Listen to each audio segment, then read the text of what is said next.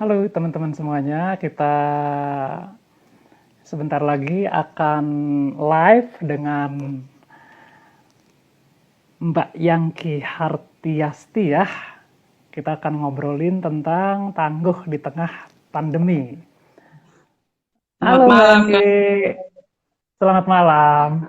Suara saya cukup clear Mbak Yangki? Clear, loud and Ah, clear. Alhamdulillah. Khawatirnya Gimana kabar? baik Mbak Yangki. Mbak Yangki gimana kabarnya sekarang? Alhamdulillah baik. Tadi Om Bud katanya ada meeting mendadak, jadi kemungkinan dia joinnya agak telatan gitu. Jadi nggak apa-apa kita Oke, ngobrol aja dulu ya. nggak apa-apa. Mm-mm. Di sini Sip. ada beberapa teman yang sudah hadir, ada Rian Andreas juga ya, kemudian Ya, eh, mahasiswa-mahasiswa saya nih. wah keren, iya ada Rafli ya, Banyak juga nih. iya iya, sudah ada 11 orang. Jadi Iya, saya betul.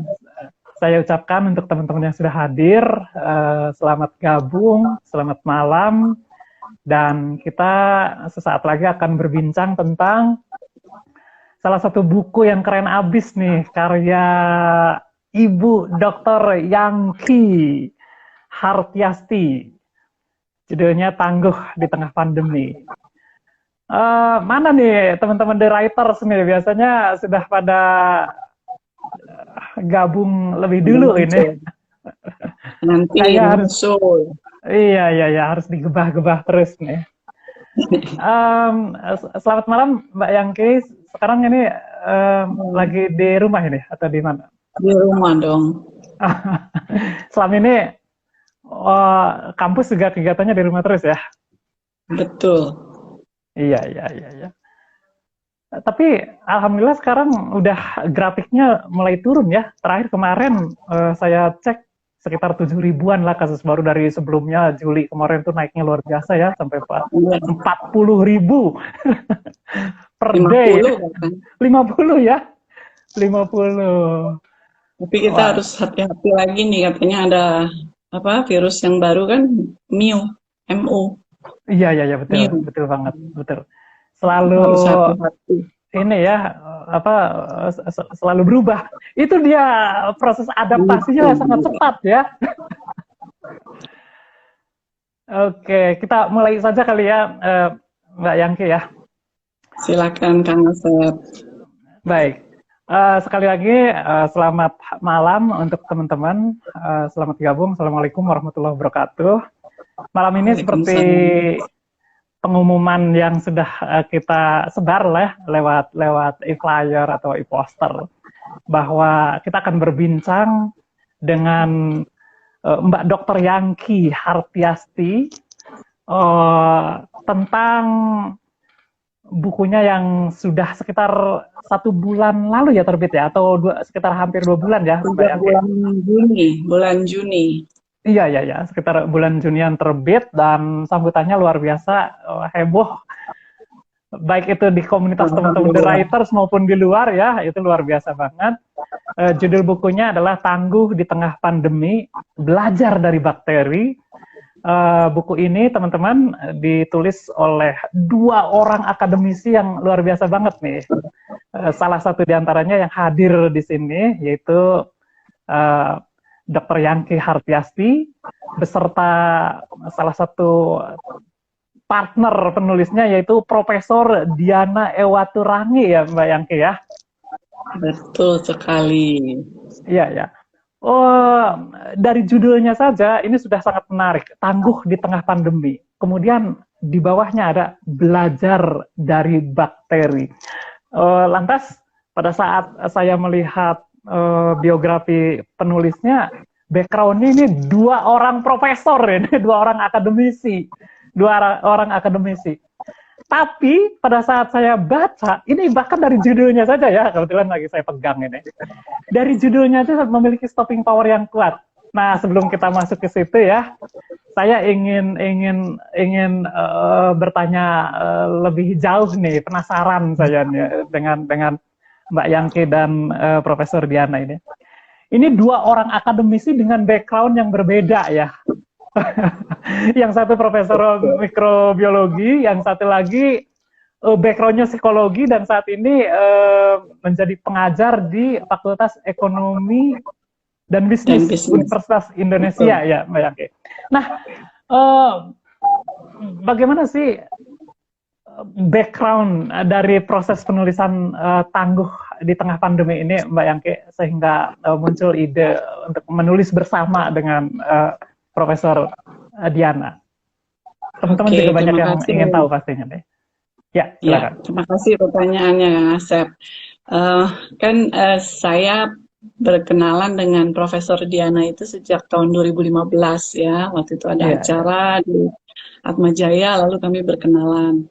Nah, memang sih sejak saat itu saya dan ada teman saya lagi 2 orang juga kepingin nih apa ya kolaborasinya gitu, karena menarik ya, akan berbeda banget gitu. Dan sudah ngobrol-ngobrol kanan kiri masih belum pas aja gitu, topiknya belum pas, kemudian timingnya juga belum pas. Nah, pas pandemi ini kita kan masih sering nih nanya sama beliau, ini apa sih yang terjadi gitu kan, beliau kan ahli mikrobiologi, pasti tahu dong gitu ya, jadi sering nanya-nanya. Terus tiba-tiba ada ide lah dalam pikiran saya, kenapa nggak berkolaborasi aja gitu ya dalam untuk bisa gimana sih caranya menghadapi pandemi ini. Nah, makanya terus mulailah kita berbicara mengenai kolaborasi antara ilmu manajemen dengan mikrobiologi, seperti itu Kang Asep. Oh, jadi ini memang menyatukan dua skill yang ternyata saling berhubungan ya. Ilmu manajemen dan ilmu mikrobiologi. Iya. Oke. Jadi dua disiplin yang tiba-tiba mempelajari kehidupan bakteri salah satu diantaranya, dan bagaimana memetakan pola kehidupannya itu lantas bisa menjadi salah satu alat untuk manajemen diri ya. Salah satu diantaranya mungkin seperti itu ya. Itu luar biasa banget itu. Karena ternyata kan kalau menurut cerita beliau, dan saya kan juga sering ngikutin seminar-seminar beliau gitu ya. Ini apa nih yang bisa dicari irisannya gitu ya. Dan ternyata memang waktu pertama kali saya melihat presentasi beliau juga memang kelihatannya kok bakteri mudah banget ya bekerja sama gitu. Jadi beliau waktu itu mempresentasikan gitu, lalu mudah bekerja sama, kemudian tidak pakai konflik. Berarti kayaknya ada sesuatu deh yang bisa juga diterapkan gitu ya di perilaku manusia gitu. Nah, makanya kan menarik sekali kan. Terus kita menganalogikan kehidupannya bakteri, apalagi si bakteri itu kan udah hidup bermiliar-miliar tahun lamanya dan terbukti berhasil gitu. Dan terus kita ambil yang supaya nggak terlalu rumit, kita ambil 5 lah yang paling penting gitu, yang bisa dijadikan dapat diterapkan lah oleh manusia, seperti itu. Iya. Wah, luar biasa nih. Jadi sebelum ke konten yang 5 itu ya, Mbak Yangki. Nah, berarti one word yang membenang merah ini adalah manajemen ya. Bagaimana kita melihat bakteri memanage dirinya untuk tetap bisa survive hidup, lantas ini kemudian diambil dan bisa diaplikasikan rupanya dengan cara bagaimana manusia memanage dirinya untuk tetap survive juga. Jadi one word-nya adalah manajemen ya, manajemen hidup ya. Ini saya baru tahu ini saat ini nih.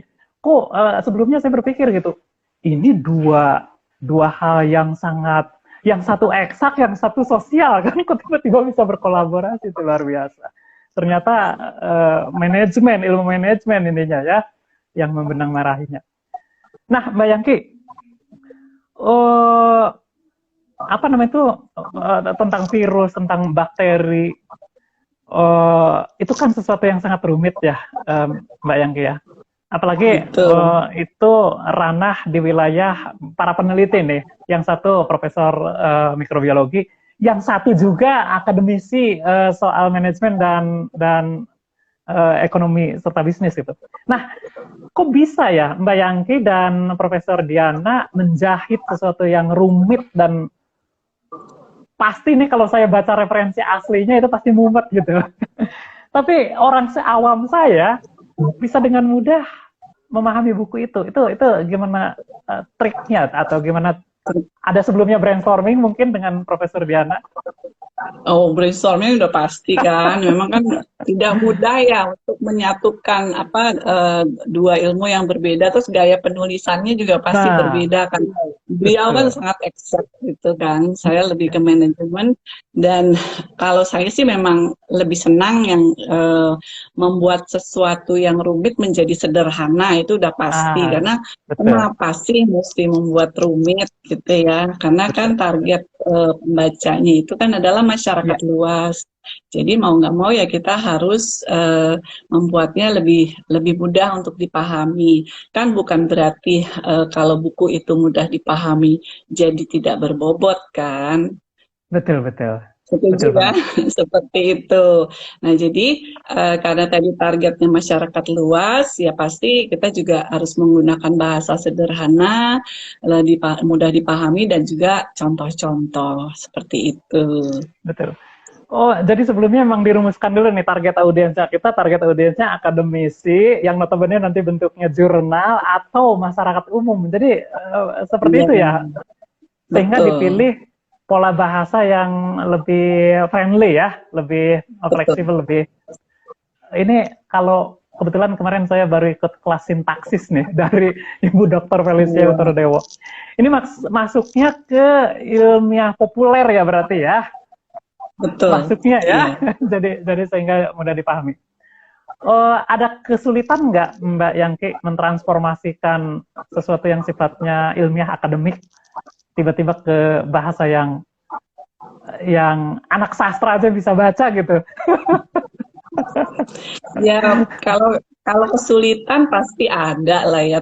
Itu kan kita harus makanya menganggapnya sebagai tantangan. Jangan kita bilang itu masalah atau kesulitan. Kalau kita sulit, ya jadi sulit ya. Tapi kalau misalnya kita menganggap itu suatu tantangan bahwa ini gimana caranya supaya lebih mudah, terus ceritanya mengalir, ya pasti akan ada cara lah seperti itu. Apalagi kan kalau saya berhubung juga baru belajar nulis, jadi mau nggak mas setelah misalnya udah banyak tulisannya, saya bacalah keras-keras gitu. Pas lagi baca, kok nggak nyambung ya? Waduh, nih kayaknya ada yang kurang. Nah, seperti itu. Terus nanti diedit juga dibaca sama Prof. Diana kan. Walaupun Prof. Diana bahasanya eksak, tapi dengan misalnya melihat yang bahasa tadi, saya aja kalau mau beli buku itu kan dari kecil, bahkan dari waktu beli novel waktu masih kecil aja udah lihat itu kok nggak enak banget ya tampilannya, udah terus misalnya udah sesuai nih tampilannya, lalu terus saya lihat bahasanya, kok bahasanya enak nih dibaca gitu, kalau nggak enak aduh kok bingung banget di bahasanya, saya langsung taruh gitu. Nah, kalau saya saja mau membaca sesuatu yang mudah dipahami, harusnya kan saya juga menulis sesuatu yang mudah dipahami walaupun itu mengenai hal yang rumit gitu. Jadi memang walaupun ada orang yang suka membuat masalah sederhana menjadi rumit, tapi kami ingin membuat hal yang rumit menjadi sederhana. Seperti itu. Dan bukan berarti kan tadi kalau wah, Om Budiman Hakim sudah hadir nih. Halo Om Bud. Halo, ini jelek banget nih koneksi ini. Minta maaf sebelumnya kalau tiba-tiba putus. Oke. Sama kayaknya tadi ini tiba-tiba pause juga nih. Ya, suara gue sama-sama pause. Oke. Om, Mbak Yangki lagi menjelaskan.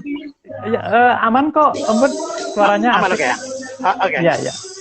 Malah ada suara musik tuh di background. Iya, saya lagi meeting di restoran. Oh, oke. Ada musiknya. Iya. Oke, Om. Ya, Mbak Yangki, boleh dilanjut, Mbak Yangki. Iya, jadi tadi intinya gitulah. Kalau misalnya bisa membuat sesuatu yang rumit menjadi sederhana, mengapa tidak? Seperti itu. Betul. walaupun tidak kehilangan aspek ilmiahnya ya, Mbak Yangki. Salah satu di antaranya saya lihat di belakang itu ada banyak sekali bibliografinya ya, sumber-sumbernya gitu. Yap. Iya. Mbak Yangki, boleh diceritakan sekilas tentang isi bukunya apa saja sih? Mungkin untuk teman-teman yang belum membacanya ya, biar mereka penasaran sehingga membelinya gitu. Seperti saya penasaran selama ini deh. Silakan Mbak Yangki. Jadi di dalam buku itu ini menulis mengenai pertama tentunya ada kehidupan manusia akibat pandemi gitu ya. Jadi bagaimana di masyarakat Indonesia itu kesadarannya untuk menerapkan proses itu kesehatan seperti apa. Terus ada juga landasan perilaku kesehatan. Ya. Nah, lalu ada juga pembelajaran dari keberhasilan negara lain yang bisa memerangi COVID-19. Oh ya, Pak Ibu, buku ini dibuat sebelum terjadinya tsunami COVID Kedua ya. India. Oh, jadi masyarakat yang lumayan aman saat walaupun itu juga udah tinggi, tapi kalau dibandingkan sama India lebih aman kan. Nah, lalu ada juga, nah ini yang sebenarnya ini pembelajaran berharga dari pandemi. Jadi ada tips yang kami berikan kepada pembaca, ada 5 tips ya, bagaimana menghadapi pandemi. Dan terus tentunya ada testimoni dari 2 penyintas, seorang yang kehilangan kedua orang tuanya dan 1 pebisnis yang harus yang terdampak strategi utamanya. Ini menarik nih, kebetulan gue udah baca bukunya kebetulan ya. Ya. Itu cara neranginnya juga luar biasa gitu ya untuk gue ya, karena simpel ya Om ya. Yangki bikin ini juga, bikin satu singkatan yang agar mudah diingat sama pembaca gitu. Apa Ki namanya Ki? Gimana? Coba diterangin Ki. K-Dark. Jadi dark itu kan gelap ya. Gelap itu kan berarti masa krisis ya, masa pandemi. Nah, K-nya itu ibaratnya kuncinya. Jadi apa sih kunci untuk menghadapi masa krisis ini gitu. Nah, jadi yang pertama itu adalah proaktif, kemudian D-nya itu disiplin, A-nya itu adaptif, R-nya itu adalah resilient, dan K-nya terakhir itu adalah kerjasama. Iya, jadi gampang hafalinnya. Betul. 5 poin itu ya Mbak Yangki ya, gitu ya. Ya, wah, menarik. Intinya sebenarnya lebih ke 5 poin itu, gitu. Tapi kan kita juga harus membicarakan ada sejarahnya, kok bisa sampai orang itu ada proses seperti itu. Ya. Menarik Ki, ya. bukunya dijual berapa Ki? Kenapa? Bukunya dijual berapa harganya? Harganya 69.000 uangnya. Ya, nggak mahal ya? Tapi Free ongkir lagi ya Mbak Yangki ya? Kenapa? Free ongkir nggak? Free ongkir. Free ongkir. Iya, betul. Karena kan buku itu lebih baik, bukan kita nggak nyari profit, tapi kita nyari buku itu supaya dibaca orang. Ya, setuju sekali. Ya. Untuk teman-teman juga silakan ya kalau ada yang mau bertanya dengan Mbak Yangki tentang buku ini ya, silakan. Termasuk mau bertanya secara pesan juga boleh ya. Ini buku keberapa nih kalau boleh tahu nih? Kenapa? Ini buku keberapa nih? Sebenarnya sih buku kedua, yang pertama belum aja nih karena masih ada tapi yang sudah dipublikasikan adalah buku yang pertama. Oh, jadi yang pertama justru belum ini ya, belum dipublish ya? Karena masih ada revisi lah. Gitu. Ini ada beberapa penonton request noise-nya di mute katanya.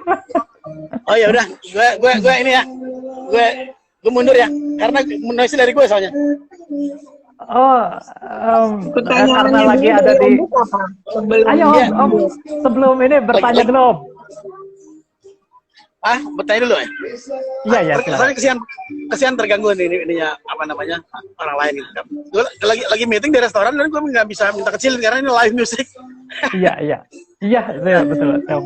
Oke, silakan diterusin aja ya. Maaf Oke, siap Om. Terima kasih banyak Om Bud. Ya, Terima kasih ya. Terima kasih. Ya, ya bukunya ya. Good luck. Terima kasih Om Bud. Terima kasih. Yuk, oke. Baik, teman-teman, silakan kalau ada yang mau bertanya ke Mbak Yangki ya, silakan. Wah, ini kayaknya yang datangnya telat ini kayaknya nih dari Herdi Kohar. Saya belum baca bukunya, judulnya menarik, tolong dijelaskan isinya. Tadi sudah dijelaskan isinya. Nanti kontak saya saja. Nanti ada di rekaman juga ya. Bisa di lihat ulang gitu. Nah, untuk teman-teman yang lain silakan seandainya ada yang mau ditanyakan ya hal yang berhubungan dengan topik ini tapi yang belum dibahas tentunya ya. Nah, Mbak Yangki, dari penjelasan Mbak Yangki salah satu diantaranya adalah sekalian juga mungkin ini menjawab penanya yang tadi ya tentang konten. Bahwa paling tidak ada 2 poin besar yang saya tangkap, yaitu bagaimana kita belajar dari negara-negara yang berhasil memanage pandemi ya. Di situ ada beberapa case study-nya. Seperti tadi diceritakan oleh Mbak Yangki, sebelum tsunami di India ya. Sebelum di tsunami di India, berarti kasus India belum masuk ke radar di buku ini gitu ya. Lantas yang kedua adalah belajar dari kehidupan bakteri. Nah, terkait dengan belajar dari pola manajemen negara-negara yang berhasil, itu apakah kira-kira bisa diberlakukan di Indonesia ya Mbak Yangki dengan melihat kultur, kemudian orang-orangnya, kebandelannya berbeda. Gitu. Gimana Mbak Yangki?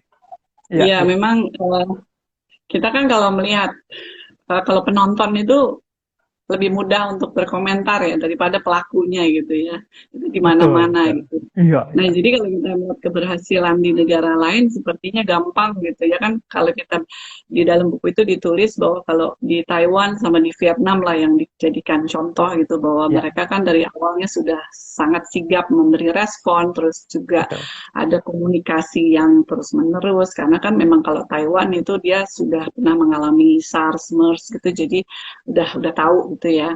Nah, memang kita agak terlambat waktu merespon. Kita pikir nggak seperti dulu SARS sama MERS kan nggak terlalu menyerang kita.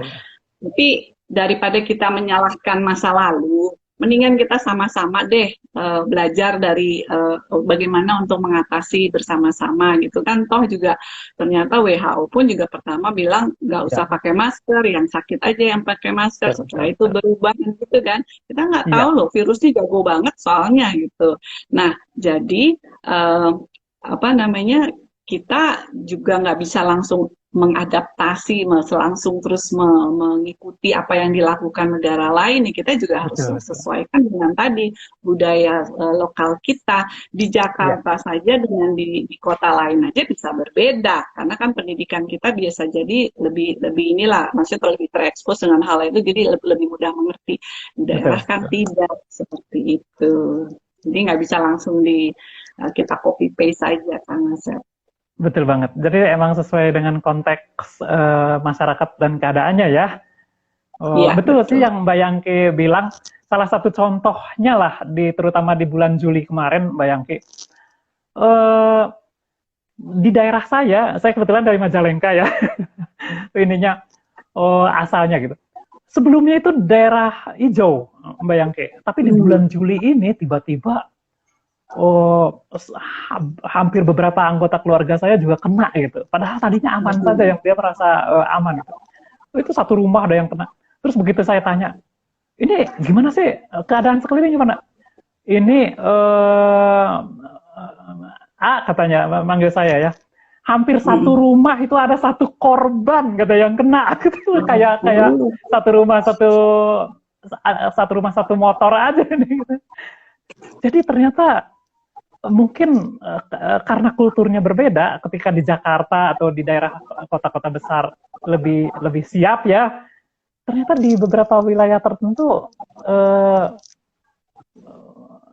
seperti itu rupanya gitu. Kaget tiba-tiba gitu, akhirnya malah tidak termanage dengan baik ya. Jadi jangankan antar negara, antar wilayah kita di internal aja udah berbeda-beda konteksnya ya, kulturnya gitu. Iya, setuju sekali. Karena kan memang kita menganggap keluarga terdekat kan aman ya, padahal justru keluarga terdekat gitu tertularnya. Gitu. Ya. Jadi sebetulnya kalau yang saya lihat proses pembelajaran dari Taiwan, Vietnam ya, itu lebih ke kebijakan politik negaranya ya, yang perlu diadaptasikan di kita gitu. Iya, lebih kecepatan responsifnya ya, lebih responsif. Betul. Kan? Ya. Nah, terus komunikasi juga. Komunikasinya yang mudah dipahami, jadi jangan pakai istilah-istilah kan, ingat kan waktu kita dulu bilang new normal, bingung kan, new normal, kita cuma ikut normalnya aja, nggak paham new normal, sekali. Nah, istilah iya betul.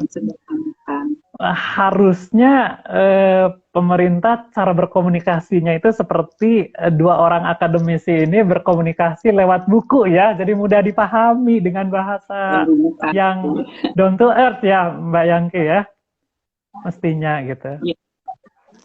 Kalau menurut Mbak Yangki sendiri, kultur masyarakat kita cukup mudah diatur atau juga salah satu yang menghambat proses manajemen pandemi ini sih Mbak Yangki?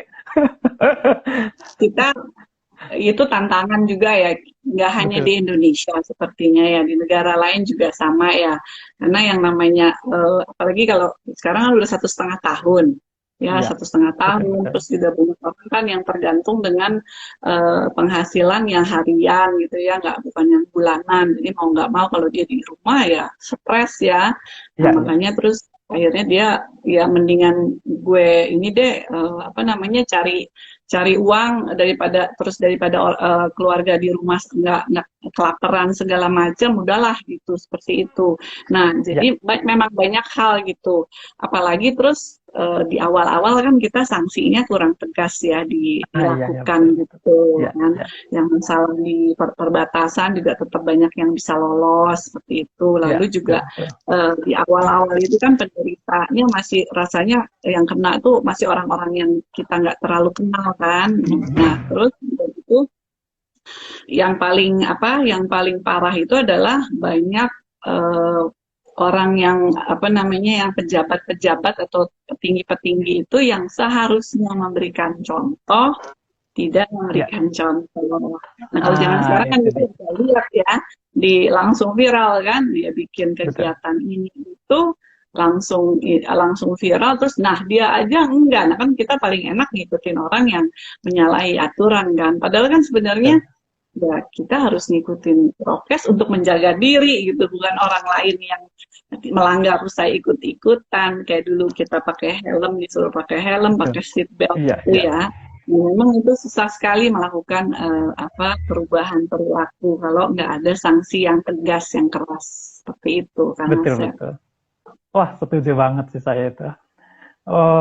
Penting ya sanksi itu ya Mbak Yangki ya. Saya suka kadang-kadang merasa jengkel sendiri ketika pernah lihat di salah satu pasar, itu kayak nggak ada pandemi aja Mbak Yangki. Si pedagang nggak pakai masker sama sekali, itu luar biasa. Salah satu pojokan pasar di Bogor, saya boleh sebut Pasar Anyar, itu luar biasa banget tuh Mbak Yangki. Kayak nggak ada pandemi aja. Sekarang juga nggak pakai masker. Yang sekarang ini saya nggak tahu ya, tapi setelah beberapa saat kemudian di salah satu rumah sakit tiba-tiba nakesnya semua kena gitu, dan akhirnya kan daya tampungnya sudah sempat kewalahan gitu. Menurut saya itu emang saling penyebabnya banyak ya, salah satu diantaranya perilaku kita sendiri, itu yang paling parah sih sebetulnya ya. Karena pemerintah sendiri, kalau kita lihat dari proses vaksinasi dan sebagainya itu bahkan jauh lebih apa ya, salah satu negara yang Cepat. memiliki pertama, iya kan, bahkan bikin iri negara-negara lain itu. Iya. Cuma kalau perilakunya nggak dilakukan, prokesnya tadi nggak dilakukan, ya percuma seperti Betul. itu. Karena kan masih banyak orang yang juga tidak percaya bahwa virus itu ada. Iya, Kan iya. gitu. Nah, itu Itu yang susah paling kan, parah. jadi terpecah gitu. Terus banyak berita-berita bohong juga yang Hoax-nya, bikin iya, orang iya. terus akhirnya juga makin nggak percaya, terus juga Iya, cuek aja. Sebelum juga vaksin dibilang ini begitu, aduh susah. Tapi nggak hanya iya, di iya. Indonesia loh, ternyata di negara lain juga. Di luar juga begitu ya. Dan sama parahnya Iya, ya Mbak Yangki, sama parahnya ya. betul. Entah apakah itu karena memang ketidaktahuan atau emang sebuah sistematika disengaja ya. Saya nggak tahu juga gitu ya. Iya, Bisa jadi, semua kemungkinan bisa terjadi gitu Mbak Yangki ya. Nah Mbak Yangki, iya. tadi kita belajar dari negara-negara yang sudah berhasil. Nah ini yang paling menarik lagi nih Mbak Yangki, belajar dari bakteri. Sebelum bagaimana belajar dari bakteri, saya mau penasaran nih bertanya, kenapa nggak belajar dari virus Mbak Yangki? Oke, nah Ya, ya, kalau virus itu kan pasti ini ya, dia membuat kita menjadi dampaknya selalu negatif ya si virus. Sementara kalau oke. bakteri kan ada bakteri baik, Iya, iya yang betul. bakteri yang kalau minuman itu loh yang buat perut itu, ingat Iya, nggak yang iya, depannya Y itu kan betul, bakteri betul. baik kan untuk Iya, perut. iya. Jadi kan ada bakteri yang Saya baik tadi dan baru minum. Saya minum 3. Itu ya nah, yang itu iklannya itu dia ya. tuh. Itu yang baik tuh, ya. Iya, iya Nah, betul, jadi betul. udah gitu kan Profesor Diananya kan ahli mikrobiologi. Jadi ya Ah, iya, iya. contohnya bakteri. Coba kalau ahli serangga, nanti serangga yang lain yang kita pakai. Sesuai dengan kompetensinya ya Mbak Yangki ya. Betul, seperti itu. Terlepas terlepas dari itu, saya sedikit baca juga tentang virus, disinggung juga sedikit karena ternyata ada pola hidup yang sama ya. Eh, Iya, karena kan dia apa? bagian Oh, dari mikroorganisme. Jadi iya, iya, bakteri, terus ada virus, terus ada lagi yang lain lagi itu bagian dari mikroorganisme. Nah, iya, iya, karena misal ini sama kan dia bermutasi, kan mereka juga bermutasi terus nih, makanya makin ganas gitu. Nah, iya, bakteri iya. juga sama gitu. Nah, jadi kita karena seperti itu kita mengambil pola kehidupannya ya dari bakteri saja gitu supaya kita bisa mengatasi si pandemi ini seperti Iya, itu. iya, iya. Menarik nih. Nah, sekalian tadi kan sempat dihadirkan tuh 5 poin yang kita bisa belajar dari nilai-nilai bakteri ya. Sekalian sedikit mengulang ini, lebih deep lagi mungkin pertanyaan yang tadi tuh salah satu teman kita yang menanyakan apa yang sudah dibahas oleh Mbak Yangki. Nah, Ya. khusus untuk belajar terhadap nilai-nilai atau pola hidup bakteri, boleh lebih detail lagi yang 5 itu Mbak Yangki? Oke, jadi Ya, tadi kami menyingkatnya sebagai K-DARK karena kan ada 5 nih. Jadi betul. K-DARK itu kunci untuk menghadapi masa sulit, masa Ya, kegelapan yaitu masa pandemi. Jadi K yang pertama itu kan kreatif. Kita harus ya, kreatif mencari solusi di zaman pandemi seperti ini kan. Misalnya kan banyak yang kena PHK, ya, potongan gaji, terus tiba-tiba usahanya ditutup. Mau nggak mau kan kita harus kreatif mencari supaya kita tetap bisa bertahan hidup ke depan kan. Lalu terus D, disiplin. Nah, disiplin tentunya dalam menjalankan protokol kesehatan. Ingat ya, kan sekarang tadinya 3M, sekarang malah jadi 5M gitu. Kita juga nggak boleh kumpul-kumpul, nggak boleh bikin kegiatan yang besar-besaran. Jangan lupa pakai maskernya karena kalau berdasarkan penelitian, masker ya. sama cuci tangan dia masih pakai. Cuma jaga jarak nih yang rada susah nih. Jaga Ah, jarak karena kan sama keluarga, sama teman gitu ya, dia pikir oh ini aman gitu, justru kan betul, betul. bahaya. Karena kita namanya juga manusia sosial, jadi makhluk sosial, makanya kita maunya selalu berinteraksi. Nah, jadi disiplinlah kita menjaga protokol kesehatan tersebut. Nah, lalu terus adaptif. Kita harus adaptif dengan situasi pandemi. Sekarang ini mau nggak mau kita harus menggunakan aplikasi yang berbasis teknologi. Ya harus belajar gitu, mau nggak mau. Kita juga waktu ngajar online itu segala macam, ada Zoom, ada Google Meet, ada MS Team dan lain-lain. Kita harus belajar, kita ikut pelatihan, terus juga tanya sama Mbah Google, tanya Mbah YouTube gitu ya. Jadi kita harus adaptif untuk menghadapi itu. Lalu juga resiliensi kan, resiliensi, kita harus resilient, bangkit. Kalau misalnya tadi kita ada ide-ide kreatif terus ternyata belum bisa berhasil kita jalankan, ya bangkit lagi, karena kan nggak bisa lah sekali kita lakukan langsung berhasil kan. Namanya juga pembelajaran seperti itu. Jadi bangkit terus kita supaya kita tetap survive seperti itu.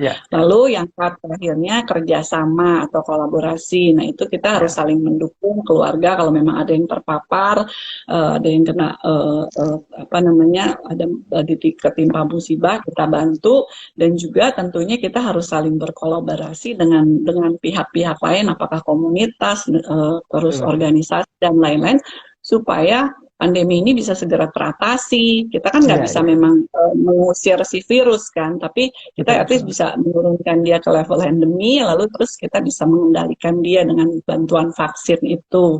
Nah, jadi dengan akronim tadi K-DART, jadi kita diharapkan bahwa kita bisa menjadi manusia tangguh. Mantap, luar biasa banget. Dan ternyata kalau saya lihat 5 poin ini tuh bukan cuma bisa membentengi kita untuk survive hidup ya, tapi ini kan beberapa di antara penonton kita ini banyak sekali brand owner dan UKM nih, Mbak Yangki, teman-teman ini. Bahkan itu bisa diaplikasikan ke proses bisnis ya. Kebetulan Mbak Yangki dosen bisnis juga. Betul nggak Mbak Yangki? Manajemen. Ya. Sangat bisa kita aplikasikan ke dunia usaha ya, bayangin ya. Karena kan kalau memang di usaha dia misalnya gagal, ya harus bangkit lagi kan, segera bangkit. Oke lah, boleh kita bersedih hati sebentar, tapi harus segera bangkit lagi gitu. Karena memang kalau kegagalan itu kan adalah kesuksesan yang tertunda. Jadi harus segera bangkit gitu. Betul. Kelima poinnya kalau menurut saya nih, yang kemampuan adaptif gitu ya, bagaimana kita mengadopsi teknologi di tengah pandemi ini, kan kebetulan sangat pas banget ya. Kreatif itu udah jelas banget gitu, kita cari-cari celah gitu. Bagaimana kesempitan di tengah pandemi ini tiba-tiba menjadi kesempatan gitu. Bisa sangat aplikatif banget loh Mbak Yangki ini. Berdisiplin gitu, udah jelas lagi. Iya. Resiliensi, juga kerjasama ya. Kolaborasi kalau istilah bisnis. Istilah bisnis tadi. Era saat ini katanya konon kalau di dunia bisnis bukan lagi era kompetisi, tapi ini yang Mbak Yangki bilang betul. Era kerjasama gitu. Menarik. Jadi teman-teman, banyak sekali nih yang bisa dipelajari dari kehidupan bakteri, bukan cuma untuk survive kita hidup ya, tapi juga untuk bagaimana bisnis kita survive juga gitu. Begitu ya Mbak Yangki ya? Betul sekali Kang Asep. Nah Mbak Yangki, kebetulan saya kan mempelajari neurolinguistic programming nih. Jadi neurolinguistic programming itu bagaimana memodel sesuatu dari ekselensi sesuatu yang lain. Kayak misalkan Steve Jobs, kita petakan tuh ekselensinya, ekselensi presentasi misalnya, kita petakan dia begini. Lalu bisa kita jadikan ekselensi itu menjadi ekselensi kita gitu. Nah, saya lihat apa yang Mbak Yangki dan Profesor Diana lakukan ini modelingnya kayak model-model neurolinguistic programming itu gitu. Apakah Mbak Yangki, ini konfirmasi aja. Apakah Mbak Yangki mempelajari keilmuan neurolinguistic programming juga atau enggak bersama Profesor Diana itu? Enggak ya? Enggak. Luar biasa. Iya. Tapi kalau saya sih lebih percayai gini, seandainya kita mau menginginkan sesuatu gitu, dan kita misalnya tahu bahwa sesuatu itu udah pasti baiklah untuk kita. Dan kalau kita proyeksikan hal itu terus-menerus, pasti kita ada jalannya, dikasih jalan untuk menuju itu. Gitu. Nggak tahu apakah itu juga bisa dianggap sebagai pemodelan ya. Kalau saya seperti itu, soalnya ibaratnya waktu itu saya pernah merasa, saya pernah sakit gitu kan, sakit demam berdarah, terus saya bilang harus segera sembuh 1 minggu gitu. Dan bisa, jadi saya jadi juga makan juga nafsu, jadi saya mau gitu makan walaupun misalnya nggak enak nelennya, gimana caranya pokoknya ketelen aja gitu, dengan buah kayak dengan apa, saya minum air panas segala macam, dan 1 minggu bener saya bisa baik gitu. Luar biasa ya. Jadi proses pemodelannya itu adalah bagaimana bahwa setiap kali Mbak Yangki sakit, Mbak Yangki membuat pola sendiri tuh, misalkan memaksakan tadi minum, makan, apa-apa, kemudian memframing bahwa aku akan sembuh dalam sekian waktu. Itu tuh proses modeling itu, dan itu bisa diberlakukan kapanpun ketika Mbak Yangki sakit gitu, kira-kira kayak gitu ya. Betul, termasuk proses modeling terhadap bakteri tadi tuh Mbak Yangki. Jadi Mbak Yangki dan Profesor Diana petakan, ternyata ada 5 konsep gitu, 5 peta gitu. Yang dimana kalau kita konsisten itu kita amati, tiru, terus modifikasi ya dikit gitu, karena tentunya kehidupan kita sama bakteri agak sedikit beda, gitu. Bukan agak sedikit beda, memang beda gitu ya. Tapi ternyata pola sama. Kalau kita ikutin seperti itu ya pasti kita survive juga, yakin ya Mbak Yangki ya. Iya. Dengan key data tadi tuh Mbak Yangki. Luar biasa. Jadi teman-teman jangan lupa, ini buku ini dari sekilas penjelasan Dr. Yangki aja ini udah luar biasa ya. Kita bisa menyerap intinya gitu. Apalagi kalau teman-teman lebih baca detail lagi nih dari buku ini. Mbak Yangki kalau mau pada pesan kemana ini Mbak Yangki? Hubungin saya. Di DM aja kan ada ininya ya di WA-nya ya. Kemudian di WA di IG. Dan di IG juga ada e-poster tentang bagaimana cara memiliki buku ini ya. Ada formnya juga ya. Kebetulan sekarang kalau tidak salah lagi ada promo kedua ya? Ya. Jadi kalau promo yang pertama kemarin kan kalau menjelang ini ya 17 Agustus, jadi ada promo ongkir itu untuk di Jawa dan juga luar Pulau Jawa. Biasanya kan kalau free ongkir itu kan Pulau Jawa ya. Nah ini saya juga memberi free ongkirnya di luar Pulau Jawa, tapi kalau di luar Pulau Jawa minimal 2 pembeliannya, kalau di Pulau Jawa aja 1. Nah kalau yang sekarang, kami karena sudah mencapai, alhamdulillah sudah mencapai 1000 buku, jadi kami terus mau menyumbangkannya itu juga buku kepada Taman Bacaan Masyarakat. Jadi kalau beli 1 nih, teman-teman beli 1, otomatis 1 buku akan ke Taman Bacaan, seperti itu. Kalau beli 10, terus ya 10 ke sana. Jadi tetap belinya itu tetap dapat segitu, tapi pokoknya otomatis nyumbang, seperti itu. Mendapat ilmu sekaligus beramal ya Mbak Yangki ya. Insya Allah bisa betul. Ya, amin. Mbak Yangki, apa ada alasan tersendiri nggak? Saya lihat barusan aja ketika Mbak Yangki ceritakan, itu Mbak Yangki bersama Profesor Diana memutuskan untuk memakai penerbitan atau menerbitkan buku sendiri, mendistribusikannya sendiri, membuat promosinya atau marketingnya sendiri. Itu gimana bisa kepikiran seperti itu Mbak Yangki? Oke, sudah pasti sih gara-gara ikutan grupnya The Writers ya. Karena kan Enggak. dari Iya, iya, iya. dari grup terus jadi teman-teman saya ini ikutan grup pelatihan penulisan The Writers yang sejak angkatan pertama itu di tahun 2019. Nah, di situ selain juga kita belajar nih bagaimana menulis gitu ya, terus bagaimana menimbulkan creative attitude, kemudian juga Kang Asep itu yang tadi diajarkan oleh Om Bud, kalau yang Kang Asep kan ngajarin otomatik gitu ya, supaya bisa langsung klik kita kapan mau nulis gitu ya.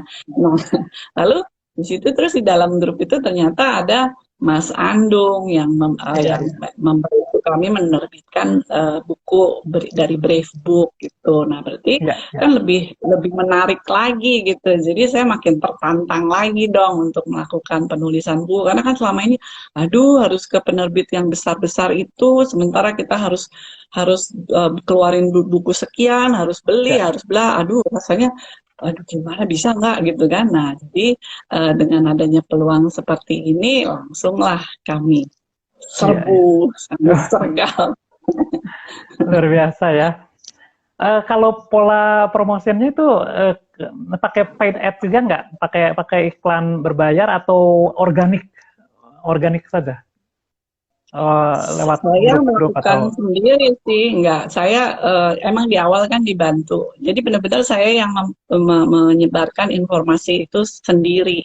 Jadi ya, saya kontak alumni mahasiswa saya, teman-teman sekolah dulu, terus teman kerja. Saya kontak satu persatu ya, lewat ya, WhatsApp, IG, Facebook, semualah saya coba ya, kontak ya, seperti itu. Karena saya percaya kalau lewat cuma WhatsApp grup aja kan ketutup ya ininya, apa betul, namanya, betul. pesannya udah keburu ketutup sama yang lainnya. Jadi kalau kita Ya, ya, kirim message personal kan udah pasti dia baca ya. Paling kalau nggak baca dia kelewatan di mana, nanti kapan dia muncul. Ada soalnya yang begitu, aduh ini kelupaan nih, masih bisa? Oh masih, silakan gitu. iya. Bahkan ada Di yang lupa reminder nih. juga ya, di reminder juga ya.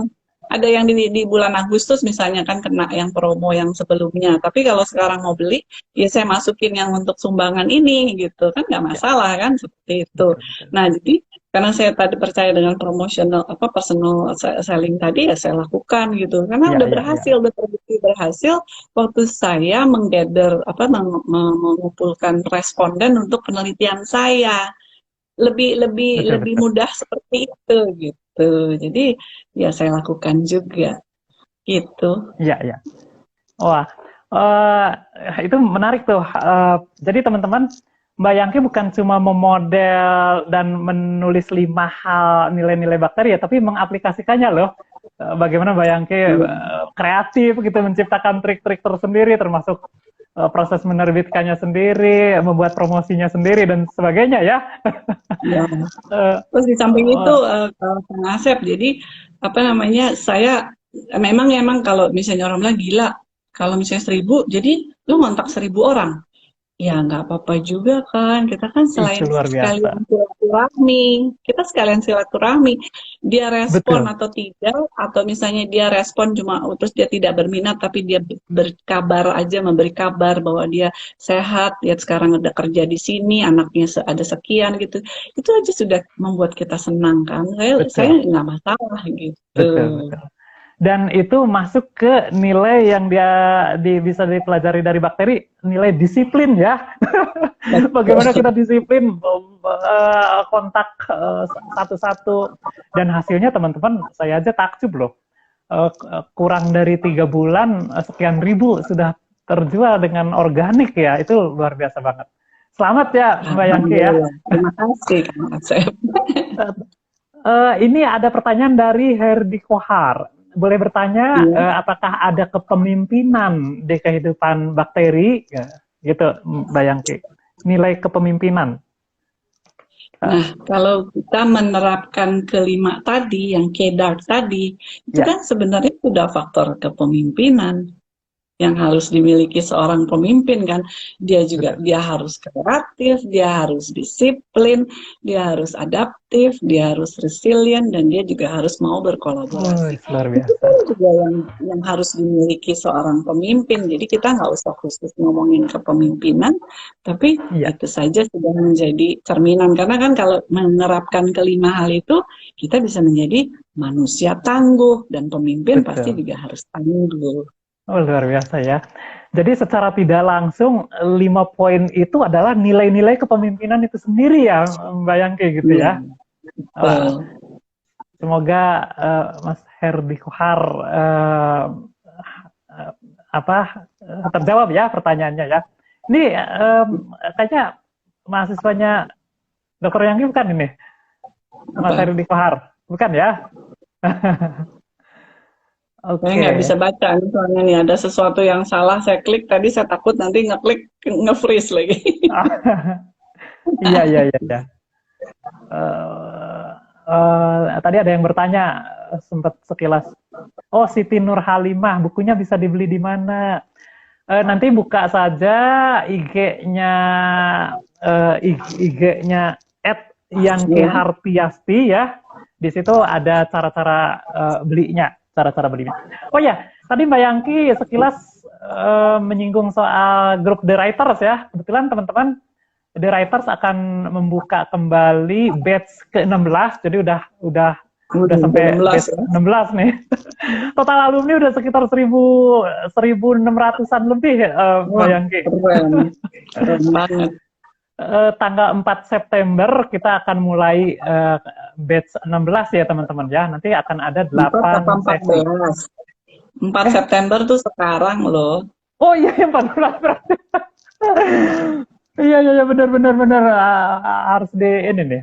Pokoknya bulan September sekitar atau 11 ya, sekitar 11 Septemberan lah, pertengahan bulan September ya, teman-teman ya.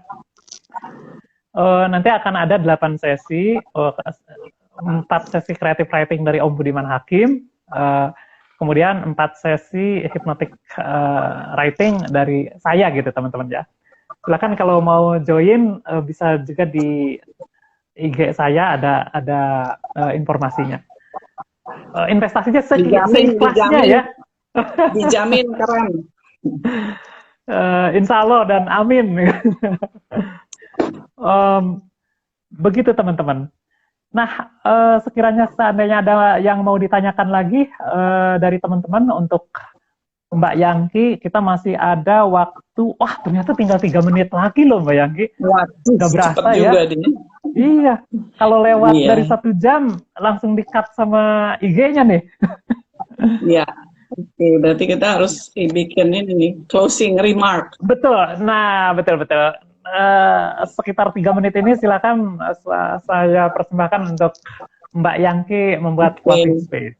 Silakan. Jadi dalam buku itu kan kami menuliskan bahwa bakteri saja itu gemar loh untuk beradaptasi, bermutasi gitu ya. Jadi kita nih manusia yang diberi otak, diberi akal budi, ya kita juga harus mau beradaptasi, jangan mau kalah sama si bakteri supaya kita tidak punah seperti dinosaurus yang arogan itu gitu ya. Jadi kalau memang kita mengalami situasi yang perubahan yang drastis, ingat KDARK, kreatif, disiplin, adaptif, resilient, dan kerjasama supaya menjadi manusia tangguh. Tangguh lebih dari sekedar survive ya Mbak Yangki ya. Betul.